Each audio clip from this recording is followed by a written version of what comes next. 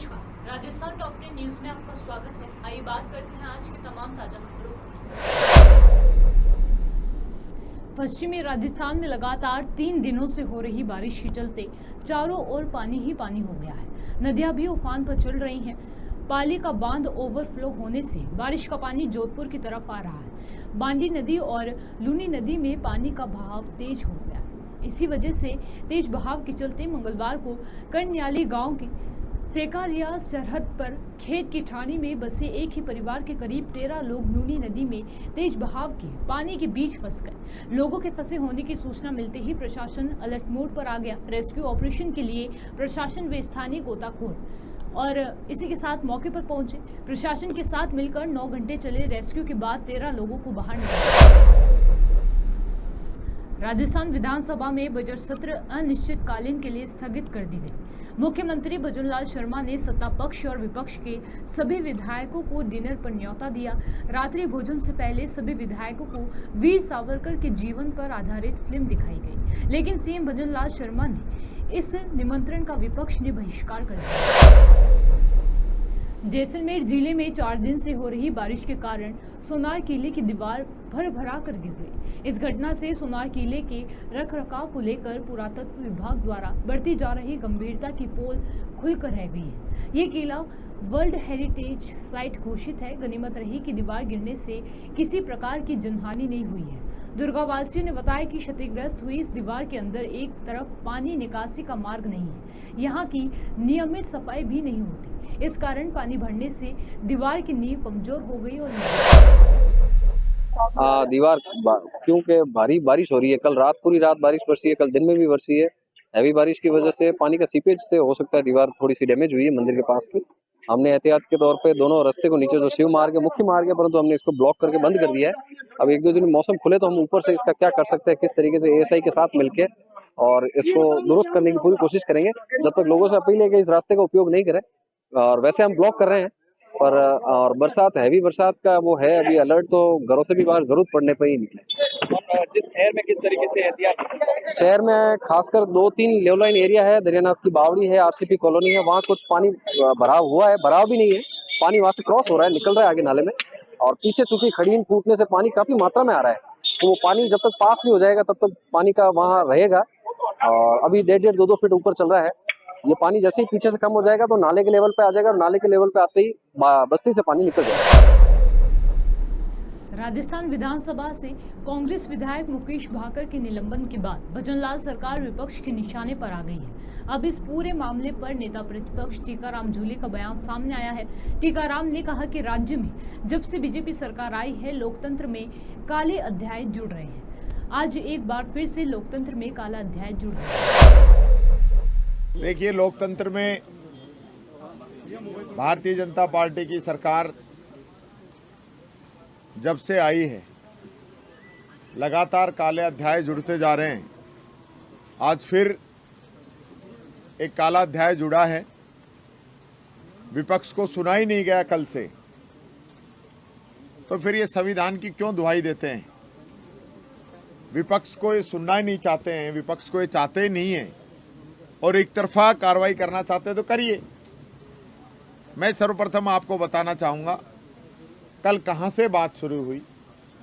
जब हमने विधानसभा के अंदर खुद मैंने अध्यक्ष जी की अनुमति लेकर व्यवस्था के प्रश्न के अंदर इस बात को उठाया कि भारत सरकार के जो नए कानून आए हैं भारतीय नागरिक संहिता के, उसके तहत ही अधिवक्ताओं की नियुक्ति हो सकती है। आप सीआरपीसी के पुराने कानूनों के तहत नियुक्ति नहीं कर सकते। और साथ ही भारत सरकार के गृह मंत्रालय की गाइडलाइन है कि कोई भी मंत्री अपने परिवार को किसी भी तरह का कोई लाभ नहीं दे सकता है। ये बात कहते ही मेरी बात को सुना नहीं गया और उसको वहीं रोक दिया गया। हम कल से अपनी बात कह रहे हैं। अध्यक्ष जी ने कहा कि आप लिखित में लेके आइए, हम व्यवस्था देंगे। मैंने कल ही लिखित में नियम 119 के तहत संविधान के अंदर अगर संविधान की पालना नहीं हो रही है तो उसका प्रस्ताव मैंने कल दे दिया। आज तक अध्यक्ष जी ने कोई व्यवस्था नहीं दी। दूसरी बात मैं कहना चाहूँगा, उसी विषय पर जब मैं बोल रहा था, विपक्ष के एक माननीय सदस्य हरलाल सारण हमारी तरफ आए और खुद कानून मंत्री जी ने उनको वहां से वापस भेजा है। और वो जब इधर आ रहे थे और श्रीचंद कृपलानी जी बार बार बीच में उठ रहे थे, तो माननीय हमारे सदस्य ने उनको अपनी सीट से ही बैठने का इशारा किया कि आप बैठिए। सिर्फ इतना कहना ही अन्याय हो गया क्या? इसके अलावा पूरी प्रोसीडिंग आप निकलवा लीजिए, पूरे वीडियो के फुटेज आप निकलवा लीजिए, और कहीं भी हमारे सदस्य की गलती हो तो जो भी आप सजा देंगे हम मानने के लिए तैयार हैं। और यही नहीं, कल भी जो निलंबित किया गया, पूरा उसको हाउस के अंदर पास कराना होता है, आपने सीधा निलंबित कर दिया। और आज पहले से ही जो सचेतक महोदय हैं वो ये तैयारी करके आए थे कि हमें माननीय सदस्य को 6 महीने के लिए निकालना है।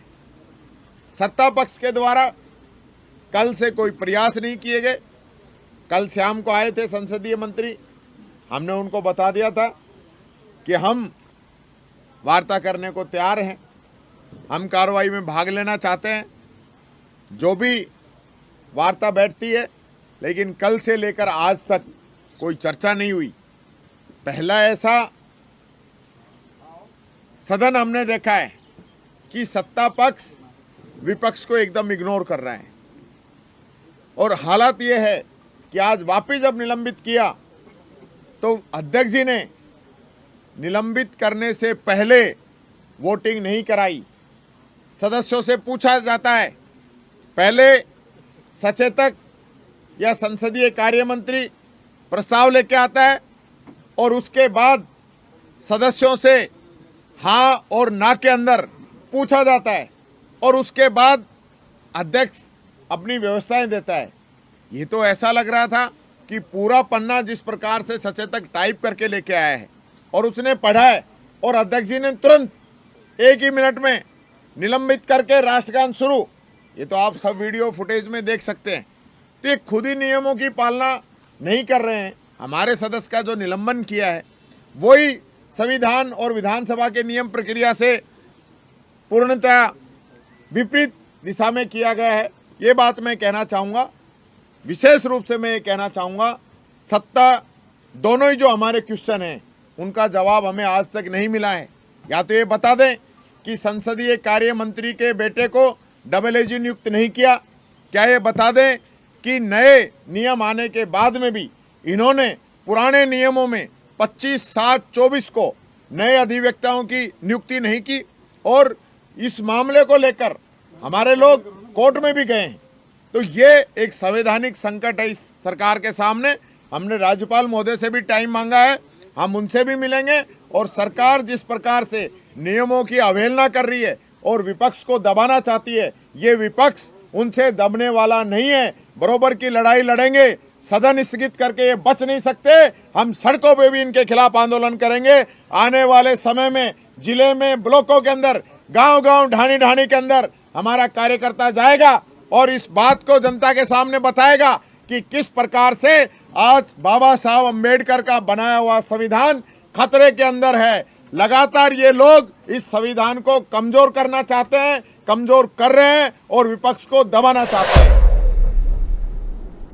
चित्तौड़गढ़ जिले में एक सड़क हादसे में 5 लोगों की मौत हो गई, जबकि 1 साल की मासूम बच्ची घायल हो गई। यह हादसा निम्बाहेड़ा सदर थाना क्षेत्र में हुआ। बताया जाता है कि एक बेकाबू कंटेनर ने एक बाइक में टक्कर मार दी। हादसे में 5 लोगों की घटनास्थल पर ही मौके पर मौत हो गई। घायल मासूम बच्ची को इलाज के लिए निम्बाहेड़ा चिकित्सालय लाया गया है। बताया जाता है कि यह हादसा देर रात हुआ। हादसे के वक्त हाईवे पर अंधेरा छाया हुआ था। बताया गया कि सभी मृतक एक ही परिवार के हैं। वे सभी प्लेटिना बाइक पर सवार होकर जा रहे थे, तभी तेज रफ्तार से कंटेनर ने बाइक को अपनी चपेट में लिया। 6 जने बताए हैं, जिसमें 5 की डेथ हो गई है, एक बच्ची जीवित है जिसका इलाज निम्बाहेड़ा चल रहा है। पहचान हुई है उनकी कोई? पहचान नहीं बता रहे, केसरपुरा पास का बता रहे हैं, उसका भाई आया बता रहे केसरपुरा के बता रहे हैं। केसरपुरा के? हाँ। अच्छा अच्छा, ठीक है। राजस्थान यूनिवर्सिटी में छात्र संघ चुनाव की मांग को लेकर विरोध कर रहे 12 से ज्यादा छात्रों को पुलिस ने हिरासत में ले लिया है। छात्र नेता यूनिवर्सिटी कैंपस से बाहर जवाहरलाल नेहरू मार्ग पर आने की कोशिश कर रहे थे। इसके बाद पुलिस ने छात्र नेताओं को क्रिकेट के भविष्य को संवारने के लिए बनाए गए राजस्थान क्रिकेट एसोसिएशन में ही क्रिकेट के नाम पर भ्रष्टाचार का सबसे बड़ा खुलासा हुआ है। अक्सर विवादों में रहने वाली पिछले राजस्थान क्रिकेट एसोसिएशन की कमेटी ने अपने कार्यकाल में खेल के मैदान से लेकर खिलाड़ियों के कल्याण तक जमकर भ्रष्टाचार किए हैं। आरसीए हेड कॉक कमेटी द्वारा कार्यवाही रिपोर्ट में इस बात का खुलासा हुआ है। बीसीसीआई ने हर साल राजस्थान क्रिकेट के कल्याण के लिए करोड़ों रुपए का बजट आवंटित किया, लेकिन तत्कालीन कमेटी ने आरसीए से संबद्ध अंपायर, खिलाड़ी, ग्राउंड स्टाफ को लंबे समय से फीस का भुगतान। नोखा थाना क्षेत्र के एक गांव में दलित महिला से रेप करने वाले आरोपियों को गिरफ्तार करने तथा पीड़ित महिला को आर्थिक सहयोग देने की मांग को लेकर जिला कलेक्टर पर प्रदर्शन कर उग्र आंदोलन की चेतावनी दी गई है। प्रदर्शनकारियों में शामिल पूर्व मंत्री गोविंद राम मेघवाल सहित समाज के तमाम वरिष्ठ व अन्य लोग शामिल हुए। इस दौरान अत्याचार विरोध संघर्ष समिति को लेटर हेड जिला कलेक्टर को सौंपा। गाँव है 23 तारीख को मेघवाल महिला के साथ हुआ बलात्कार, नामजद मुकदमा दर्ज है नोका थाने में 411 नंबर, डीएसपी के पास जांच, लेकिन आज तक एक भी मुलजिम की गिरफ्तारी नहीं होने के कारण वहां के जनता में भयंकर आक्रोश है। और आज उसी का परिणाम है कि सैकड़ों लोग धरना देने के लिए आए हैं। आशापुरा में पंचायत समिति के द्वारा सड़क बनाई हुई थी, आज वो प्रशासन ने सड़क तोड़ दी। ये कह रहे हैं कि हाईकोर्ट के आदेश से। हमारी मांग है कि वो जो 20 घर बिल्कुल बंद हो गए, उनके लिए कोई रास्ता नहीं है, आप उनको रास्ता निकाल के दें, ये प्रशासन की जिम्मेवारी है। अमरपुरा में सेकेंडरी स्कूल में टीचर्स नहीं थे, वहाँ लोगों ने तालाबंदी की, धरना दिया, राजीपा हो गया, स्टाफ लग गया, उसके बाद एक मुकदमा कर दिया। हमारी मांग है कि वो मुकदमा वापस लिया जाए। एक खाजवाला के अंदर एक बदतमीज कार्यकर्ता है कोई, जो अलूल जुलूल लोगों को गालियां देता है फोन पर और कहता है मेरा वीडियो बनाओ। ऑडियो पड़े हैं, अभी हम कलेक्टर साहब को देंगे। हमारी मांग है कि उनको गिरफ्तार किया जाए, नहीं तो वहाँ बिना मतलब का कोई झगड़ा पैदा होगा। उसके अलावा एक शिवनगर में भी है कि सामुदायिक भवन है, उसके पास में कब्जा कर लिया। अब वो कब्जा जब हटाने के लिए गांव वालों ने विरोध किया तो उन्होंने एक झूठा मुकदमा दर्ज कर दिया। तो हमारी मांग है कि वो मुकदमा वापस लिया जाए। इन मांगों को लेकर के और हम लोग कलेक्टर से बात करने जा रहे हैं। साथ में ये भी बात करेंगे जो जिले में अतिवृष्टि हुई है, इस अतिवृष्टि को के लिए जो आपदा विभाग के थ्रू जो राहत मिलती है, सर्वे करके वो राहत दी जाए। एक बिजली की भयंकर कटौती हो रही है अभी शहर में भी, 3 घंटे बिजली की कटौती है, वो भी कलेक्टर साहब को ध्यान में लाएंगे। कोतवाली थाना क्षेत्र में मंगलवार सुबह झालीवाल चौराहे पर एक सरफिरे नाबालिग ने 4 लोगों को तलवार की मार कर चोटिल कर दिया, जबकि जिनको चोटिल किया उनसे कोई दुश्मनी भी नहीं है। ऐसे में घटना के बाद झालीवाल चौराहे पर कुछ देर के लिए लोगों की भीड़ जमा हो गई। ऐसे में तुरंत मौके पर पुलिस जाब्ता पहुंचा और स्थिति को कंट्रोल किया। अतिरिक्त पुलिस अधीक्षक चिरंजीव लगा देना, मैं इसको काट दूंगी। चलाओगे आपकी बुआ का लड़का लग रहा है कि माउस इतनी फिक्र हो रही है।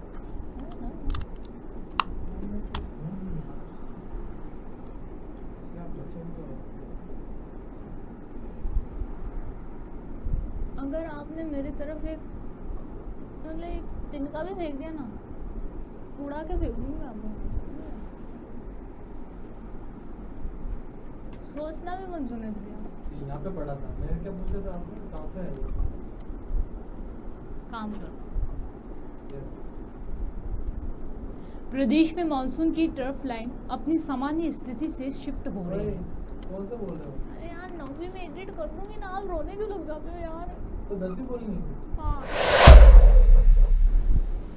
प्रदेश में मानसून की ट्रफ लाइन अपनी सामान्य स्थिति से शिफ्ट हो रही है। इससे प्रदेश में उत्तर पूर्वी भागों में बारिश की गतिविधियों में बढ़ोतरी होगी। राजधानी जयपुर में बुधवार सुबह से ही हल्की फुहारों का दौर शुरू हो गया है। मौसम विभाग ने अगले 3 घंटों के लिए जयपुर तथा सवाई माधोपुर में मध्यम से तेज बारिश का ऑरेंज अलर्ट जारी किया। मौसम विज्ञानियों ने अनुमान जताया है कि आगामी दिनों में जयपुर, भरतपुर, कोटा तथा बीकानेर संभाग में मध्यम से तेज बारिश हो सकती है।